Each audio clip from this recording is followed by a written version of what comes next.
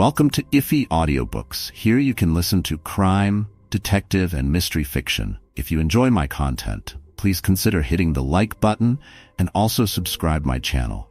The Horror of the Heights by Arthur Conan Doyle. The idea that the extraordinary narrative, which has been called the Joyce Armstrong fragment, is an elaborate practical joke evolved by some unknown person, cursed by a perverted and sinister sense of humor, has now been abandoned by all who have examined the matter. The most macabre and imaginative of plotters would hesitate before linking his morbid fancies with the unquestioned and tragic facts which reinforce the statement. Though the assertions contained in it are amazing and even monstrous, it is nonetheless forcing itself upon the general intelligence that they are true, and that we must readjust our ideas to the new situation. This world of ours appears to be separated by a slight and precarious margin of safety from a most singular and unexpected danger. I will endeavor in this narrative, which reproduces the original document in its necessarily somewhat fragmentary form, to lay before the reader the whole of the facts up to date, prefacing my statement by saying that, if there be any who doubt the narrative of Joyce Armstrong, there can be no question at all as to the facts concerning Lieutenant Myrtle, R.N., and Mr. Hay Connor, who undoubtedly met their end in the manner described. The Joyce Armstrong fragment was found in the field which is called Lower Haycock, lying 1 mile to the westward of the village of Withyham, upon the Kent and Sussex border. It was on the 15th September last that an agricultural laborer, James Flynn, in the employment of Matthew Dodd, farmer, of the Chauntry Farm, Withyham, perceived a briar pipe lying near the footpath which skirts the hedge in Lower Haycock. A few paces farther on, he picked up a pair of broken binocular glasses. Finally, among some nettles in the ditch, he caught sight of a flat, canvas-backed book, which proved to be a notebook with detachable leaves, some of which had come loose and were fluttering along the base of the hedge. These he collected, but some, including the first, were never recovered, and leave a deplorable hiatus in this all-important statement. The notebook was taken by the laborer to his master, who in turn showed it to Dr. J. H. Atherton of Hartfield. This gentleman at once recognized the need for an expert examination, and the manuscript was forwarded to the Aero Club in London, where it now lies. The first 2 pages of the manuscript are missing. There is also one torn away at the end of the narrative, though none of these affect the general coherence of the story. It is conjectured that the missing opening is concerned with the record of Mr. Joyce Armstrong's qualifications as an aeronaut, which can be gathered from other sources and are admitted to be unsurpassed among the air pilots of England. For many years he has been looked upon as among the most daring and the most intellectual of flying men, a combination which has enabled him to both invent and test several new devices, including the common gyroscopic attachment which is known by his name. The main body of the manuscript is written neatly in ink, but the last few lines are in pencil and are so ragged as to be hardly legible, exactly, in fact, as they might be expected to appear if they were scribbled off hurriedly from the seat of a moving aeroplane. There are, it may be added, several stains, both on the last page and on the outside cover, which have been pronounced by the Home Office experts to be blood, probably human and certainly mammalian. The fact that something closely resembling the organism of malaria was discovered in this blood, and that Joyce Armstrong is known to have suffered from intermittent fever, is a remarkable example of the new weapons which modern science has placed in the hands of our detectives. And now a word as to the personality of the author of this epoch-making statement. Joyce Armstrong, according to the few friends who really knew something of the man, was a poet and a dreamer, as well as a mechanic and an inventor. He was a man of considerable wealth, much of which he had spent in the pursuit of his aeronautical hobby. He had 4 private aeroplanes in his hangars near Devizes, and is said to have made no fewer than 170 ascents in the course of last year. He was a retiring man with dark moods in which he would avoid the society of his fellows. Captain Dangerfield, who knew him better than anyone, says that there were times when his eccentricity threatened to develop into something more serious. His habit of carrying a shotgun with him in his aeroplane was one manifestation of it. Another was the morbid effect which the fall of Lieutenant Myrtle had upon his mind. Myrtle, who was attempting the height record, fell from an altitude of something over 30,000 feet. Horrible to narrate, his head was entirely obliterated, though his body and limbs preserved their configuration. At every gathering of airmen, Joyce Armstrong, according to Dangerfield, would ask with an enigmatic smile, "And where, pray, is Myrtle's head?" On another occasion after dinner, at the mess of the flying school on Salisbury Plain, he started a debate as to what will be the most permanent danger which airmen will have to encounter. Having listened to successive opinions as to air pockets, faulty construction, and overbanking, he ended by shrugging his shoulders and refusing to put forward his own views, though he gave the impression that they differed from any advanced by his companions. It is worth remarking that after his own complete disappearance, it was found that his private affairs were arranged with a precision which may show that he had a strong premonition of disaster. With these essential explanations, I will now give the narrative exactly as it stands, beginning at page 3 of the blood-soaked notebook. Nevertheless, when I dined at Rheims with Coselli and Gustave Raymond, I found that neither of them was aware of any particular danger in the higher layers of the atmosphere. I did not actually say what was in my thoughts, but I got so near to it that if they had any corresponding idea, they could not have failed to express it. But then they are two empty, vainglorious fellows with no thought beyond seeing their silly names in the newspaper. It is interesting to note that neither of them had ever been much beyond the 20,000-foot level. Of course, men have been higher than this both in balloons and in the ascent of mountains. It must be well above that point that the aeroplane enters the danger zone. Always presuming that my premonitions are correct. Aeroplaning has been with us now for more than 20 years, and one might well ask, why should this peril be only revealing itself in our day? The answer is obvious. In the old days of weak engines, when 100 horsepower gnome or green was considered ample for every need, the flights were very restricted. Now that 300 horsepower is the rule rather than the exception, visits to the upper layers have become easier and more common. Some of us can remember how, in our youth, Garros made a worldwide reputation by attaining 19,000 feet, and it was considered a remarkable achievement to fly over the Alps. Our standard now has been immeasurably raised, and there are 20 high flights for one in former years. Many of them have been undertaken with impunity. The 30,000-foot level has been reached time after time with no discomfort beyond cold and asthma. What does this prove? A visitor might descend upon this planet 1,000 times and never see a tiger. Yet tigers exist, and if he chanced to come down into a jungle, he might be devoured. There are jungles of the upper air, and there are worse things than tigers which inhabit them. I believe in time they will map these jungles accurately out. Even at the present moment, I could name 2 of them. One of them lies over the Pau-Biarritz district of France. Another is just over my head as I write here in my house in Wiltshire.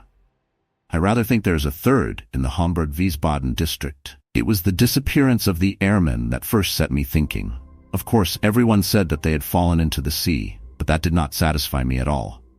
First, there was Verrier in France. His machine was found near Bayonne, but they never got his body. There was the case of Baxter also, who vanished, though his engine and some of the iron fixings were found in a wood in Leicestershire. In that case, Dr. Middleton of Amesbury, who was watching the flight with a telescope, declares that just before the clouds obscured the view, he saw the machine, which was at an enormous height, suddenly rise perpendicularly upwards in a succession of jerks, in a manner that he would have thought to be impossible. That was the last seen of Baxter. There was a correspondence in the papers, but it never led to anything. There were several other similar cases, and then there was the death of Hay Connor. What a cackle there was about an unsolved mystery of the air, and what columns in the halfpenny papers, and yet how little was ever done to get to the bottom of the business. He came down in a tremendous volplane from an unknown height. He never got off his machine and died in his pilot's seat. Died of what? Heart disease, said the doctors. Rubbish. Hay Connor's heart was as sound as mine is. What did Venables say? Venables was the only man who was at his side when he died. He said that he was shivering and looked like a man who had been badly scared. "Died of fright," said Venables, but could not imagine what he was frightened about.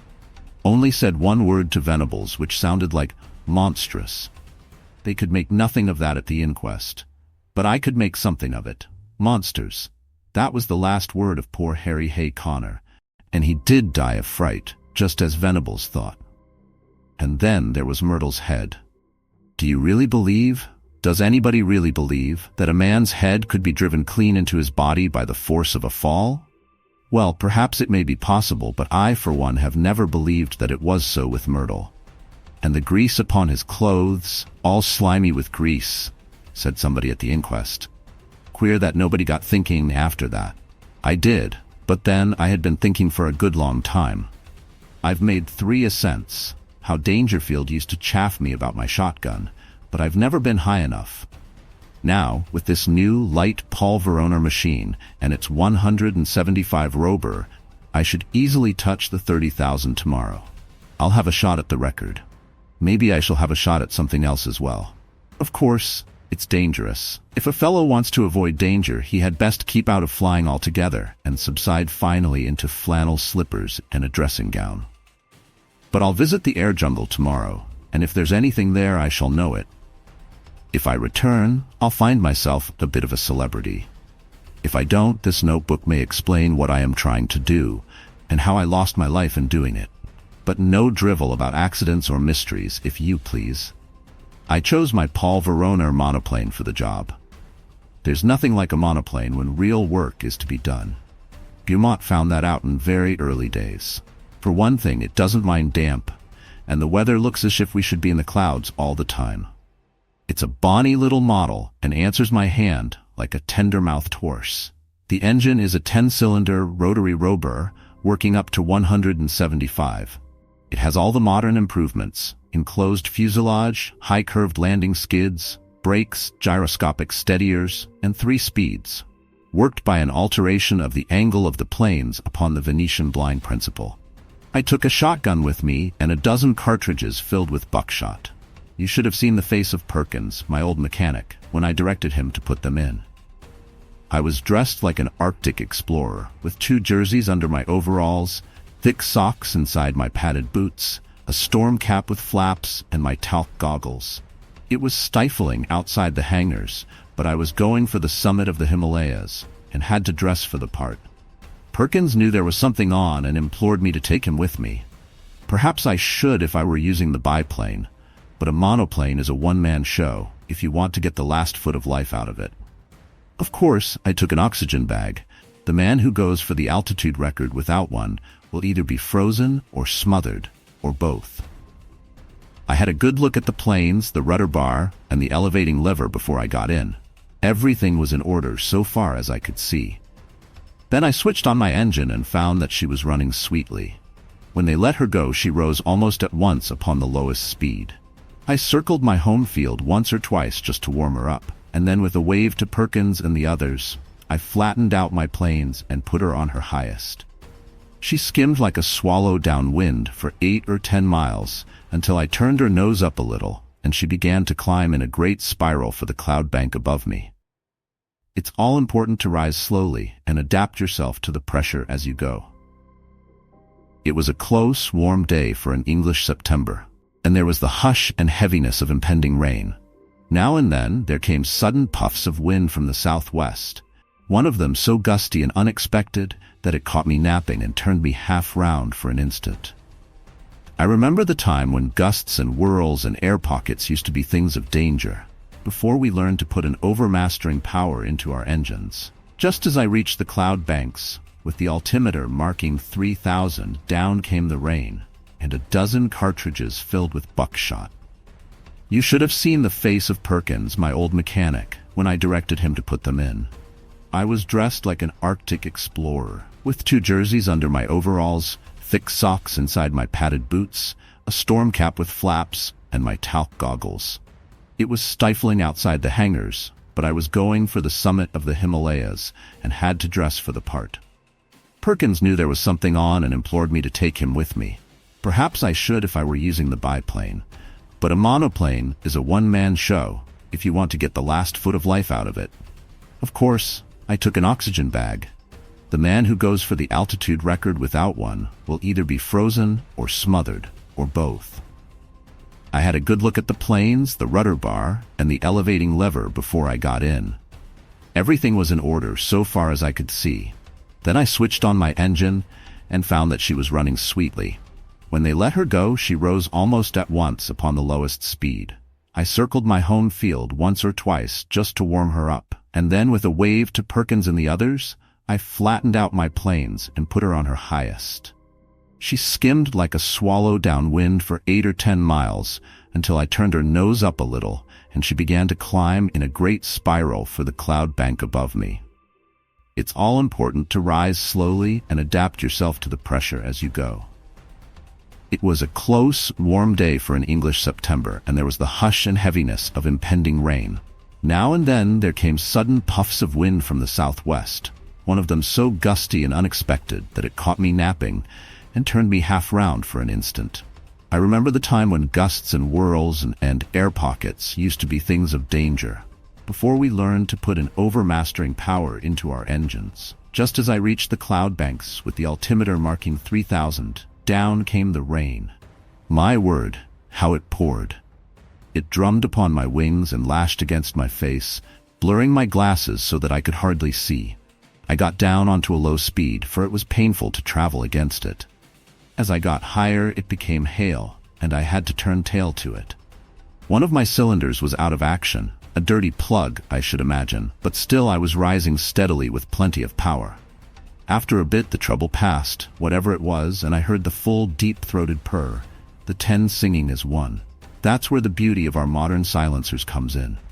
We can at last control our engines by ear. How they squeal and squeak and sob when they are in trouble. All those cries for help were wasted in the old days, when every sound was swallowed up by the monstrous racket of the machine. If only the early aviators could come back to see the beauty and perfection of the mechanism which have been bought at the cost of their lives. About 9:30 I was nearing the clouds. Down below me, all blurred and shadowed with rain, lay the vast expanse of Salisbury Plain. Half a dozen flying machines were doing hackwork at the 1,000-foot level, looking like little black swallows against the green background. I dare say they were wondering what I was doing up in Cloudland. Suddenly a great curtain drew across beneath me, and the wet folds of vapors were swirling round my face. It was clammily cold and miserable. But I was above the hailstorm, and that was something gained. The cloud was as dark and thick as a London fog. In my anxiety to get clear, I cocked her nose up until the automatic alarm bell rang, and I actually began to slide backwards. My sopped and dripping wings had made me heavier than I thought, but presently I was in lighter cloud, and soon had cleared the first layer. There was a second, opal-colored and fleecy at a great height above my head, a white, unbroken ceiling above, and a dark, unbroken floor below, with the monoplane laboring upwards upon a vast spiral between them. It is deadly lonely in these cloud spaces. Once a great flight of some small water birds went past me, flying very fast to the westwards. The quick whir of their wings and their musical cry were cheery to my ear. I fancy that they were teal, but I am a wretched zoologist. Now that we humans have become birds, we must really learn to know our brethren by sight. The wind down beneath me whirled and swayed the broad cloud plain. Once a great eddy formed in it, a whirlpool of vapor, and through it, as down a funnel, I caught sight of the distant world. A large white biplane was passing at a vast depth beneath me. I fancy it was the morning mail service betwixt Bristol and London. Then the drift swirled inwards again, and the great solitude was unbroken. Just after 10, I touched the lower edge of the upper cloud stratum. It consisted of fine diaphanous vapor, drifting swiftly from the westwards. The wind had been steadily rising all this time, and it was now blowing a sharp breeze, 28 an hour by my gauge. Already it was very cold, though my altimeter only marked 9,000. The engines were working beautifully, and we went droning steadily upwards. The cloud bank was thicker than I had expected, but at last it thinned out into a golden mist before me, and then in an instant I had shot out from it, and there was an unclouded sky and a brilliant sun above my head. all blue and gold above, all shining silver below, one vast, glimmering plain as far as my eyes could reach. It was 10:15, and the barograph needle pointed to 12,800. Up I went and up, my ears concentrated upon the deep purring of my motor, my eyes busy always with the watch, the revolution indicator, the petrol lever, and the oil pump. No wonder aviators are said to be a fearless race. With so many things to think of, there's no time to trouble about oneself. About this time, I noted how unreliable is the compass when above a certain height from Earth. At 15,000 feet, mine was pointing east and a point south. The sun and the wind gave me my true bearings.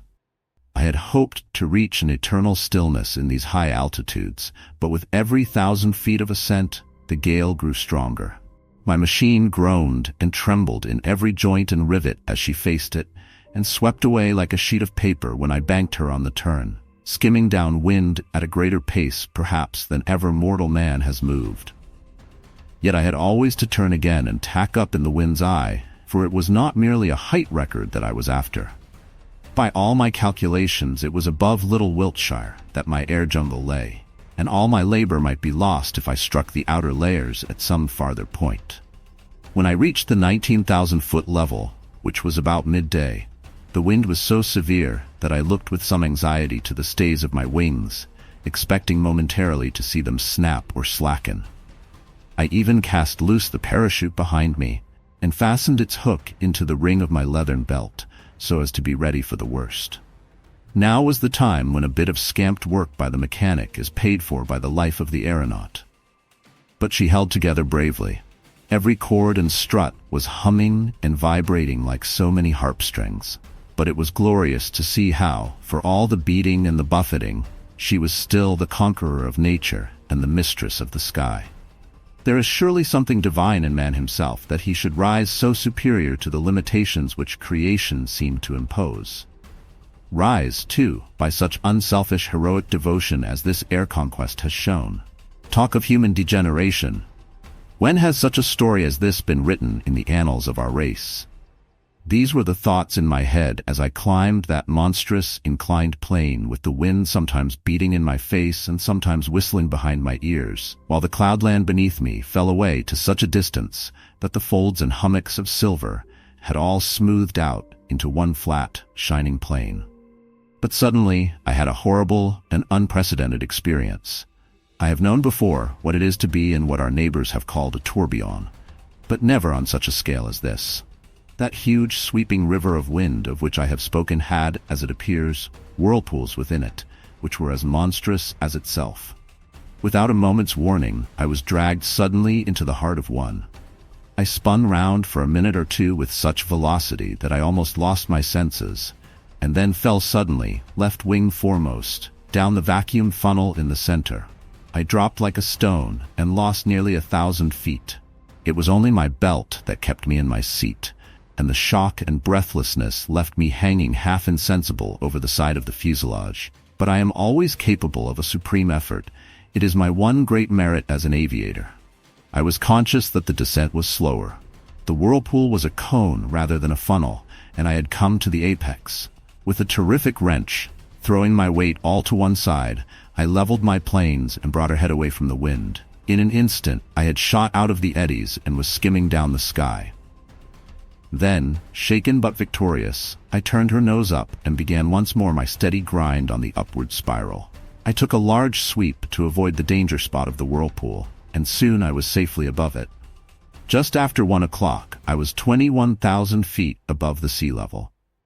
To my great joy, I had topped the gale, and with every 100 feet of ascent, the air grew stiller. On the other hand, it was very cold, and I was conscious of that peculiar nausea which goes with rarefaction of the air.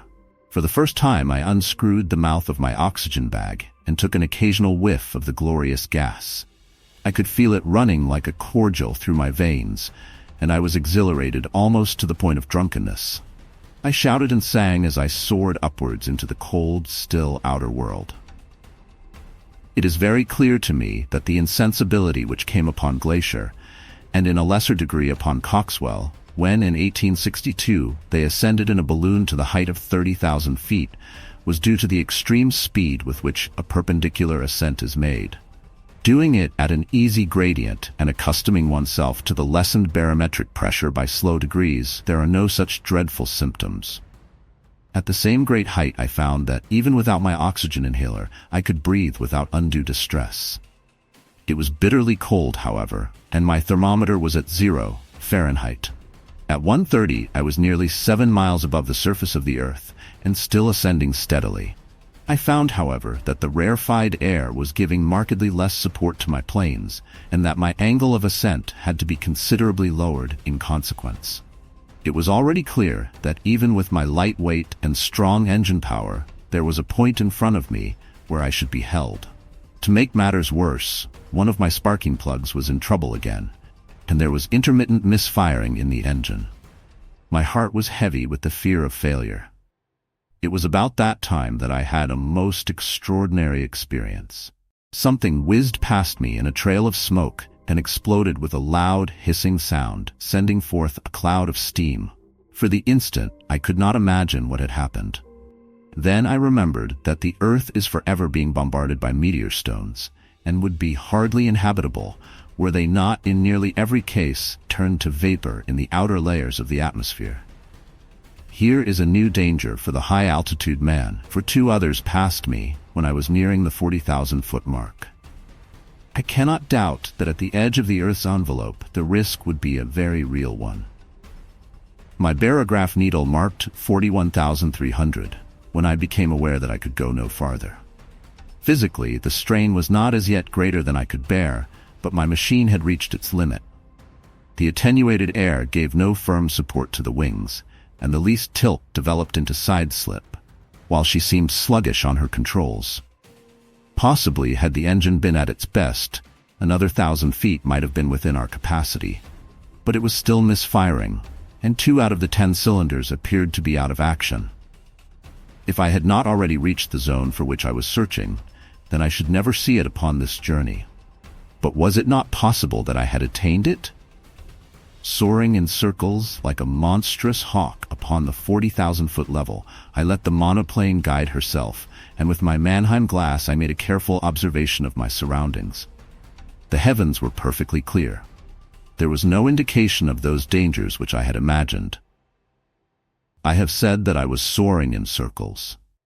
It struck me suddenly that I would do well to take a wider sweep and open up a new air tract. If the hunter entered an earth jungle, he would drive through it if he wished to find his game. My reasoning had led me to believe that the air jungle, which I had imagined, lay somewhere over Wiltshire. This should be to the south and west of me. I took my bearings from the sun, for the compass was hopeless, and no trace of earth was to be seen, nothing but the distant silver cloud plain. However, I got my direction as best I might and kept her head straight to the mark. I reckoned that my petrol supply would not last for more than another hour or so, but I could afford to use it to the last drop, since a single magnificent volplane could at any time take me to the earth. Suddenly I was aware of something new. The air in front of me had lost its crystal clearness. It was full of long, ragged wisps of something which I can only compare to very fine cigarette smoke. It hung about in wreaths and coils, turning and twisting slowly in the sunlight. As the monoplane shot through it, I was aware of a faint taste of oil upon my lips, and there was a greasy scum upon the woodwork of the machine. Some infinitely fine organic matter appeared to be suspended in the atmosphere. There was no life there. It was inchoate and diffuse, extending for many square acres and then fringing off into the void. No, it was not life. But might it not be the remains of life?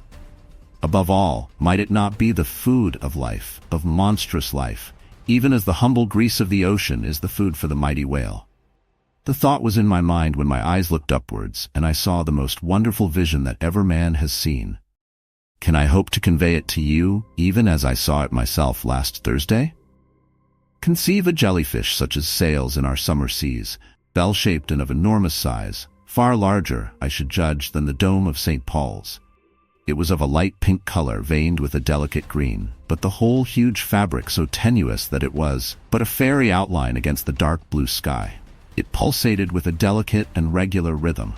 From it there depended two long, drooping green tentacles, which swayed slowly backwards and forwards. This gorgeous vision passed gently with noiseless dignity over my head, as light and fragile as a soap bubble, and drifted upon its stately way. I had half-turned my monoplane, that I might look after this beautiful creature, when, in a moment, I found myself amidst a perfect fleet of them, of all sizes, but none so large as the first. Some were quite small, but the majority about as big as an average balloon, and with much the same curvature at the top. There was in them a delicacy of texture and coloring which reminded me of the finest Venetian glass. Pale shades of pink and green were the prevailing tints, but all had a lovely iridescence where the sun shimmered through their dainty forms. Some hundreds of them drifted past me, a wonderful fairy squadron of strange unknown argosies of the sky, creatures whose forms and substance were so attuned to these pure heights that one could not conceive anything so delicate within actual sight or sound of earth. But soon my attention was drawn to a new phenomenon, the serpents of the outer air. These were long, thin, fantastic coils of vapor-like material, which turned and twisted with great speed, flying round and round at such a pace that the eyes could hardly follow them. Some of these ghost-like creatures were 20 or 30 feet long, but it was difficult to tell their girth, for their outline was so hazy that it seemed to fade away into the air around them. These air snakes were of a very light gray or smoke color, with some darker lines within, which gave the impression of a definite organism. One of them whisked past my very face, and I was conscious of a cold, clammy contact, but their composition was so unsubstantial that I could not connect them with any thought of physical danger, any more than the beautiful bell-like creatures which had preceded them. There was no more solidity in their frames than in the floating spume from a broken wave. But a more terrible experience was in store for me. Floating downwards from a great height there came a purplish patch of vapor, small as I saw at first, but rapidly enlarging as it approached me, until it appeared to be hundreds of square feet in size. Though fashioned of some transparent, jelly-like substance, it was nonetheless of much more definite outline and solid consistence than anything which I had seen before. There were more traces, too, of a physical organization, especially two vast, shadowy, circular plates upon either side, which may have been eyes, and a perfectly solid white projection between them, which was as curved and cruel as the beak of a vulture. The whole aspect of this monster was formidable and threatening, and it kept changing its color from a very light mauve to a dark, angry purple so thick that it cast a shadow as it drifted between my monoplane and the sun. On the upper curve of its huge body there were three great projections, which I can only describe as enormous bubbles, and I was convinced as I looked at them that they were charged with some extremely light gas, which served to buoy up the misshapen and semi-solid mass in the rarefied air. The creature moved swiftly along, keeping pace easily with the monoplane, and for 20 miles or more it formed my horrible escort, hovering over me like a bird of prey which is waiting to pounce. Its method of progression, done so swiftly that it was not easy to follow, was to throw out a long, glutinous streamer in front of it, which in turn seemed to draw forward the rest of the writhing body. So elastic and gelatinous was it that never for 2 successive minutes was it the same shape, and yet each change made it more threatening and loathsome than the last. I knew that it meant mischief. Every purple flush of its hideous body told me so. The vague, goggling eyes which were turned always upon me were cold and merciless in their viscid hatred. I dipped the nose of my monoplane downwards to escape it. As I did so, as quick as a flash, there shot out a long tentacle from this mass of floating blubber, and it fell as light and sinuous as a whiplash across the front of my machine. There was a loud hiss as it lay for a moment across the hot engine, and it whisked itself into the air again, while the huge flat body drew itself together as if in sudden pain. I dipped to a vol peak, but again a tentacle fell over the monoplane and was shorn off by the propeller as easily as it might have cut through a smoke wreath. A long, gliding, sticky, serpent-like coil came from behind and caught me round the waist, dragging me out of the fuselage. I tore at it, my fingers sinking into the smooth glue-like surface, and for an instant I disengaged myself, but only to be caught round the boot by another coil, which gave me a jerk that tilted me almost onto my back. As I fell over, I blazed off both barrels of my gun, though. Indeed, it was like attacking an elephant with a pea shooter, to imagine that any human weapon could cripple that mighty bulk. And yet, I aimed better than I knew, for, with a loud report, one of the great blisters upon the creature's back exploded with the puncture of the buckshot. It was very clear that my conjecture was right, and that these vast, clear bladders were distended with some lifting gas, for in an instant the huge, cloud-like body turned sideways, writhing desperately to find its balance, while the white beak snapped and gaped in horrible fury. But already I had shot away on the steepest glide that I dared to attempt.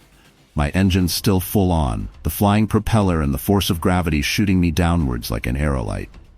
Far behind me I saw a dull, purplish smudge growing swiftly smaller and merging into the blue sky behind it. I was safe out of the deadly jungle of the outer air. Once out of danger, I throttled my engine, for nothing tears a machine to pieces quicker than running on full power from a height. It was a glorious spiral volplane from nearly 8 miles of altitude, first to the level of the silver cloud bank, then to that of the storm cloud beneath it, and finally, in beating rain, to the surface of the earth.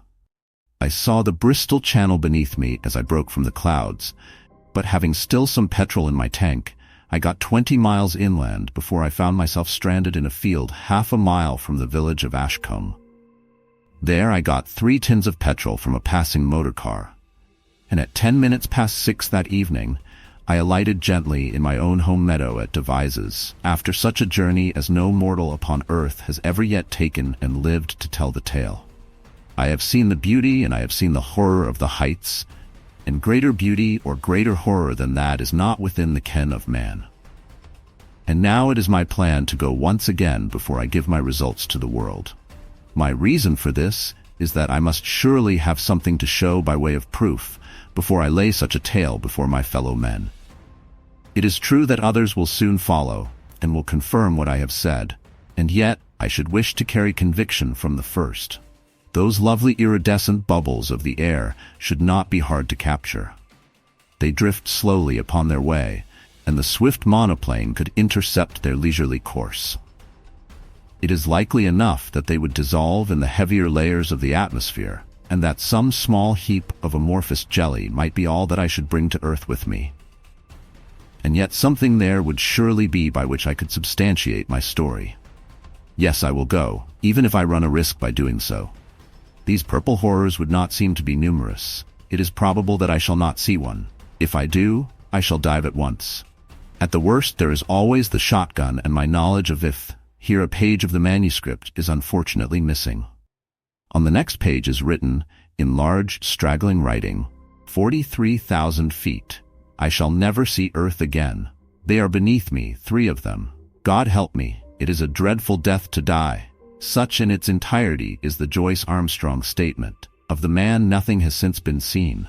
Pieces of his shattered monoplane have been picked up in the preserves of Mr. Bud Lushington upon the borders of Kent and Sussex, within a few miles of the spot where the notebook was discovered.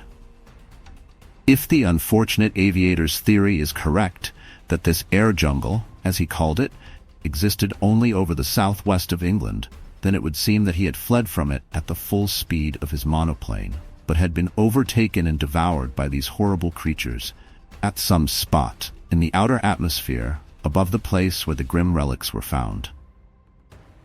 The picture of that monoplane skimming down the sky, with the nameless terrors flying as swiftly beneath it and cutting it off always from the earth while they gradually closed in upon their victim, is one upon which a man who valued his sanity would prefer not to dwell. There are many, as I am aware, who still jeer at the facts which I have here set down, but even they must admit that Joyce Armstrong has disappeared, and I would commend to them his own words. This notebook may explain what I am trying to do and how I lost my life in doing it, but no drivel about accidents or mysteries, if you please. Thank you for listening to IFFI Audiobooks. We hope you enjoyed the story. It's time to subscribe to the channel and also press the bell icon. See you soon.